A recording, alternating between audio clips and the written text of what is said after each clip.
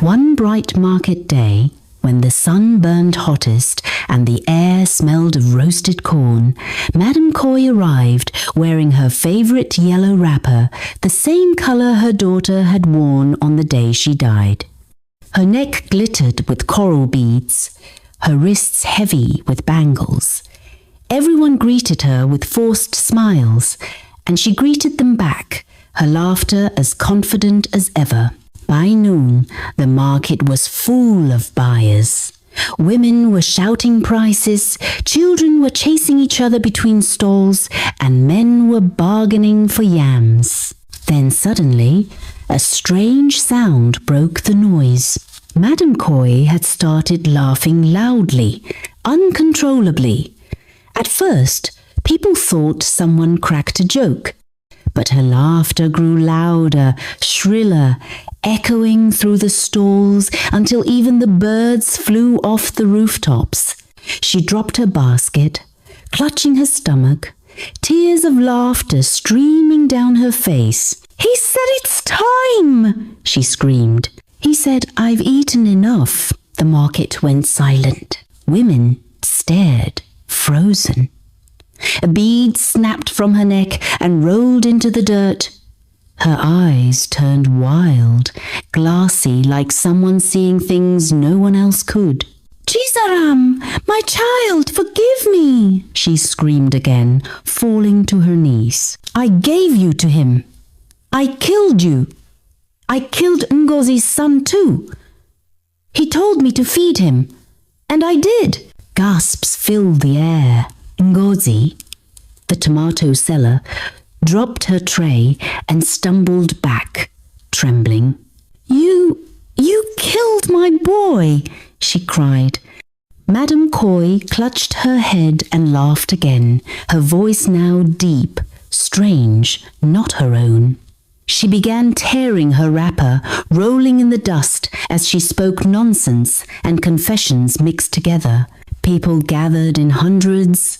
Men shouted for the chief. Children cried and ran. By the time the chief arrived, she was crawling on all fours, whispering to the empty air, "Don't take me, please, not yet.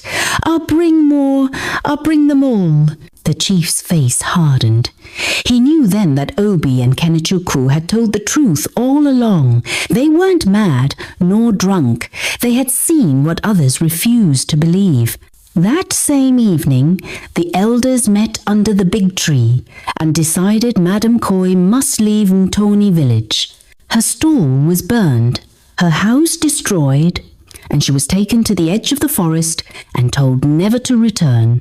No one saw her again after that day, but her laughter still echoed at night from the direction of the forest whenever the moon was full. Weeks after Madame Coy was banished, Mtoni village began to change. At first, it was small things, dogs barking at midnight, children waking up crying, farmers hearing strange whispers from the direction of the forest. Then, people began to fall ill.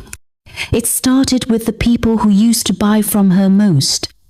Their tongues developed strange dark patches, as if something had burned them from within.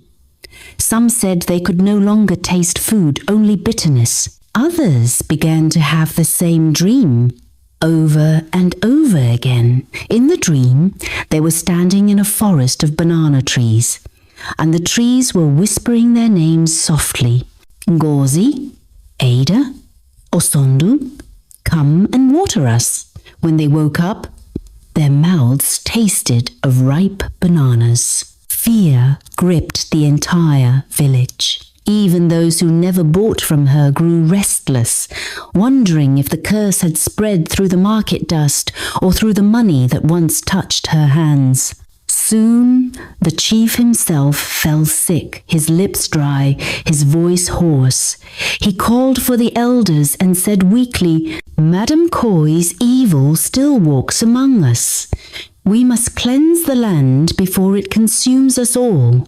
The elders sent for a powerful priest from a neighboring town. When he arrived, the people gathered in silence. He sprinkled herbs around the market, prayed, and called upon the spirits of light to purify the land. Thunder struck once in the distance. Then all was calm again. By the next morning, the sickness stopped, and the people became finally free. They say, wealth gotten from darkness never stays. The devil gives with the right hand, but takes back with the left. He gives you food that fills your stomach, but poisons your soul. He lifts you high, but only so that your fall will be louder. Never make a deal with evil, no matter how hungry or desperate you are, because in the end, you will pay with something you can never get back. When you see someone rising too fast, ask what they stepped on to climb. When you see sweetness that never ends, ask what bitterness hides beneath it. And when you see light shining from a strange place, remember, not every light comes from God. Thank you for watching. If you enjoyed this story, don't keep it to yourself. Share it so others can learn too. More stories are coming soon. Stay tuned. And remember, evil may shine for a while, but it never wins in the end. Bye for now.